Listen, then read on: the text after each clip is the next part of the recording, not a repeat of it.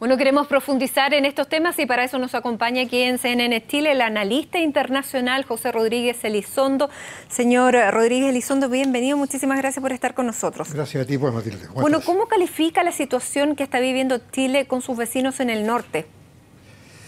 Una palabra común, grave. Estamos viviendo una realidad grave. Y tan grave es que yo, por lo que leo, por lo que escucho, creo que llegó un momento muy delicado en la vida de los países, que es cuando, en vez de estar buscando culpables o hacer críticas, tenemos que buscar soluciones y apoyar organizadamente al liderazgo de Chile. ¿Cómo califica la acción de la Cancillería en este tema, tanto frente a Perú como frente a Bolivia? Bueno, es precisamente eso lo que te quiero decir. Yo creo que no es el momento de perseverar en una crítica que se venía haciendo, que había habido señales rectificatorias con respecto a lo que yo he llamado juridicismo con que se enfrentaron los problemas. Y hoy día estamos frente a otra realidad. Hoy día esto no es que, o no es exclusivamente el tema de la reivindicación del llamado triángulo terrestre. Hoy día es otra movida de Evo Morales en este marco de estrangulamiento, de aislamiento de Chile. ¿No? Tú no puedes disociar estas dos situaciones. Dicho de otra manera, se ha producido una situación que en el Perú es muy delicada, que el Perú se ha dejado manipular, o mejor dicho, se ha dejado involucrar en el conflicto boliviano.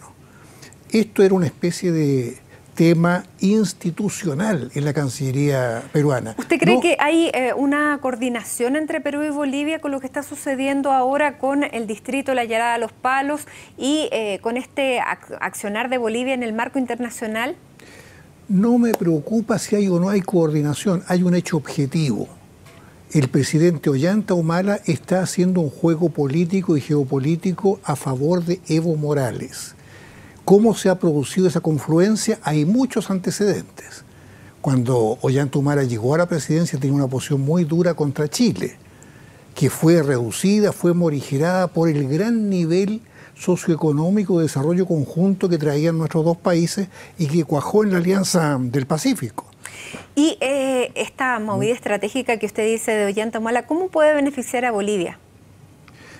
Bueno, a Bolivia la beneficia en cuanto que debilita a Chile o pone en jaque a Chile por dos de los tres vectores vecinales. Si estamos hablando de la vieja hipótesis vecinal del HB3, ¿no? La hipótesis de conflicto entre frentes, ya tenemos HB2 desde el punto de vista de Evo Morales. Yo no digo desde el punto de vista del Perú. Yo lo que veo es que hay acá una movida presidencial muy categórica, porque esto se venía manejando por la vía diplomática. Yo casualmente había conversado en un viaje a Lima con un ex canciller que me había dicho esto hay que tratarlo por la vía diplomática. Y lo mismo pensábamos en Chile. Y en eso estaba. O sea, hay por una parte esta posición en la cual dice esto es mío, dice Chile, esto es mío, dice el Perú. No hay solución si no hay negociación diplomática. O si no hay un eventual segundo pleito entre las mismas partes. O un arbitraje de Estados Unidos, porque en ese caso cabe lo que viene es un arbitraje, ¿no? Arbitraje, investigación, buenos oficios. Hay como 6 métodos de solución pacífica de controversia. El primero obligatorio está en el mismo Tratado del 29, que es el arbitraje. Pero yo supongo que las dos partes pueden decir, estamos de acuerdo en que puede haber una investigación, puede haber buenos oficios. Ahí estaba la negociación diplomática, buscando cómo armonizamos estas dos posesiones, estas dos soberanías que están en disputa. Claro, una salida tal vez pacífica pudiera ser llegar a un acuerdo en la mitad, ser un gran monumento en pos del abrazo entre ambos países y terminar con el conflicto, porque es un territorio tan pequeño. Claro que en la cesión de territorio no hay territorios pequeños ni grandes, pero eso podría ser también una manifestación de buena voluntad, ¿o no? Seamos francos, ¿qué es lo que dice la realidad, Matilde? La realidad dice que ese es un territorio en el cual no puede pasar nada, lo que llaman los ingleses un no man's land. No podemos ejercer actos de soberanía porque podríamos estar provocando al Perú, y el Perú no los había hecho para no provocarnos a Chile. Recuerda que hubo una marcha hacia el Triángulo organizada por Ollanta Humala candidato, claro, antes de que fuera presidente. Y ahora se siguen organizando. ¿Quién la detuvo? Ciro Silva las mantiene. La detuvo el presidente de la época, Alan García. Mandó con un juez amigo, decretó un arraigo para el organizador de la marcha y la policía peruana los detuvo antes que llegaran a la frontera. Entonces se sabe que esto es explosivo. ¿Qué hay que hacer en este caso a su juicio, en el caso peruano, para luego hablar del caso boliviano? Mira, aquí, Matilde, lo que yo supongo... Porque ya los dos embajadores están cada uno en sus países, el diálogo diplomático aparece ya, digamos, suspendido, no hay un quiebre de relaciones oficiales, pero hay una situación de suspenso. Las señales públicas son delicadas, se han dado las señales diplomáticas de retiro de embajadores, aunque también se trató de hacer como que no era retiro, ¿no? Claro, que eran razones personales. Pero ya hay una razón diplomática, una señal diplomática clara. Personeros nuestros han empleado una fraseología también muy clara, que es cuando se dice que un gesto no es amistoso. Cuando se dice que un gesto no es amistoso, según los códigos diplomáticos, se está diciendo que estamos al borde de un curso de colisión. O sea, que las palabras pesan, las palabras importan. Por lo tanto, dadas estas señales diplomáticas, Matilde, yo lo único que confío es que existe una buena diplomacia secreta. Aquí lo que tenemos que hacer nosotros con respecto a Perú es volver a un estatus en el cual no se involucraba en el tema boliviano, porque lo que está haciendo Ollanta es involucrarse en el tema boliviano, contribuyendo a la debilidad de Chile. Ahora, cuando se involucra en el tema boliviano y aparece el embajador peruano en nuestro país, en el Palacio de la Moneda, diciendo que el triángulo terrestre es peruano, es un gesto de una provocación en un político avesado como es el embajador de Perú en nuestro país. No es una persona advenediza en la diplomacia, una diplomacia además que es muy sólida la diplomacia peruana. Yo soy amigo del embajador peruano y creo que fue demasiado enfático y se lo dije.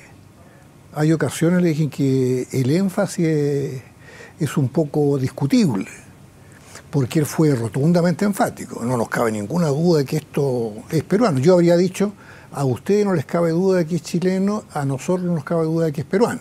Entonces hubo una frase, hubo una retórica de Fernando Rojas que fue bastante fuerte, demasiado fuerte. Y eso se debe a una instrucción presidencial, no creo que se mande solo. Es ahí donde yo tengo dudas, porque según mi análisis de la diplomacia peruana, ellos estaban todavía cuidándose de no dejarse involucrar en la política boliviana, porque cualquier cosa que se mueva en estos momentos va en favor de la ofensiva de Evo Morales. Y yo recordaba una anécdota del famoso año 1979, Asamblea de la OEA en La Paz, cuando nos pegaron otro raspacacho, que era de interés latinoamericano, que Chile dialogara y negociara con Bolivia. Tan entusiasmados estaban los bolivianos en ese momento que salió un canciller boliviano y dijo rotundamente, porque sucede que la guerra del Pacífico no ha terminado. ¿Sabes cuál fue la respuesta del canciller de Perú? Cuidado, señor canciller, cuando Perú quiera hablar sobre temas como este, quiere hacerlo con su propia voz. Evitó que se produjera esta colusión entre los intereses de la guerra, los intereses patrióticos, porque lo que estamos volviendo acá es una historia interminable, la historia de... Exactamente. Ahora, la diplomacia chilena siempre se ha caracterizado por hacer un trabajo que no es público. Y ahora que usted dice que apelamos a la diplomacia secreta, que se estén en este momento tratando estos temas para llegar a una solución y un diferendo que no siga escalando en una situación como la que estamos viendo. Claro, tenemos que esperar y esto queda en stand-by, no sabemos qué va a pasar, si va a volver definitivamente Fernando Rojas a nuestro país como embajador, qué va a pasar con el embajador Ibarra en Lima. Pero tenemos esta otra parte que es la parte de Bolivia. La Cancillería chilena ha dicho que tanto la canciller Angela Merkel como el presidente François Hollande están en la línea de Chile de llamar al diálogo. ¿Usted tiene la misma interpretación? Me gustaría tener esa misma interpretación, pero objetivamente veo que ha sido un punto que ha marcado Evo Morales y que nosotros tenemos que salir del paso jugando. Es como dicen los locutores del fútbol, tenemos que salir jugando. ¿Es un éxito de Bolivia? Es decir, Bolivia ha tenido un éxito innegable, Matilde, en su estrategia no jurídica. Bolivia ha plantado una pica en Flandes jurídico en la Corte, que le ha servido de una especie de escenario para hacer todo tipo de movidas. este presidente que se mueve por todo el mundo, que dialoga con todo y que consigue cosas. Lo que consiguió con el Papa Francisco es espectacular. Y lo que consigue con la canciller Angela Merkel, que se refiere al tema marítimo, sí, también supuesto, no es menor, pero porque la canciller Merkel, digamos, es una figura dentro de Europa. Si podemos sintetizar los dos mayores éxitos de Evo Morales, uno es el Papa Francisco y el otro es lo que está haciendo Ollanta Humala. En ese sentido, nosotros nos apegamos a que esto es una situación bilateral. ¿Es la estrategia correcta en este caso? Mira, como analista y como escritor sobre el tema, he dicho hasta el cansancio que esto solo ficticiamente es bilateral. Tenemos 3 países diciendo que el tema es bilateral. Ya eso de por sí es indicativo. Cada uno le tira la pelota al otro, este es un tema entre ustedes. Pero aquí ya se volvió a hacer el circuito real. Los 3 países están vinculados, porque esto es como los vasos comunicantes. Ahora, una cosa que quiero rescatar, yo te hablé de la diplomacia secreta, precisamente porque no se ha producido una buena diplomacia normal.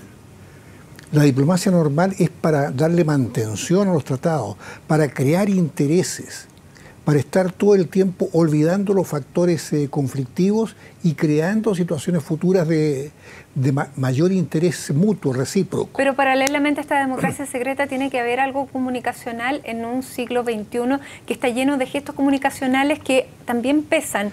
Y usted podrá decir, claro, los argumentos jurídicos son los que valen en las cortes internacionales, pero me imagino que también los actos comunicacionales y, por ejemplo, que Bolivia tenga el apoyo del Papa, tenga el apoyo de Angela Merkel, tenga el apoyo de François Hollande, también son cosas que tal vez no influirán en la decisión de los jueces, pero va empezando en el plano internacional hasta llevar a Chile a un punto de soledad o verse obligado a negociar algo que, claro, que tal vez no es el interés llegar a una negociación con una solución determinada, ¿no?